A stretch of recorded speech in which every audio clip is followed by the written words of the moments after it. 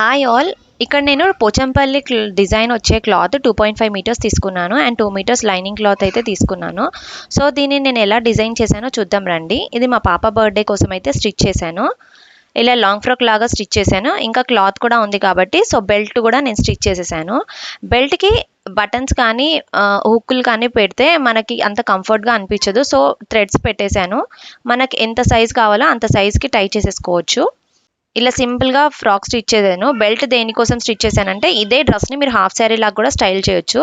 So birthday రోజు తనకు కొంచెం స్పెషల్గా ఉండాలని ఇలా దుపట్టాతో నేను పేర్ చేశాను. మీరు ఈ బెల్ట్ అయినా యూజ్ చేసుకోవచ్చు, లేదా ఏదైనా వడ్డానం పెట్టినా సరిపోతుంది, ఏదైనా మెయిన్ అకేషన్స్ ఉంటే మాత్రం. లేదా వేరే ఫంక్షన్స్కి వెళ్ళినప్పుడు వాళ్ళకి చాలా కంఫర్ట్గా ఉండాలి కాబట్టి దుపట్టా బదులు ఇలా కోట్ మోడల్స్ వేసుకోవచ్చు. అండ్ ఇదే నేను క్రాప్ టాప్ కూడా దీనికి పేర్ చేసి చూపిస్తున్నాను.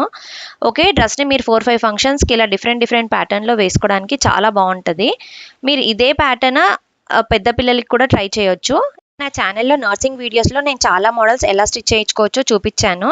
బాగుందో కమెంట్ చేయండి. Thanks for watching.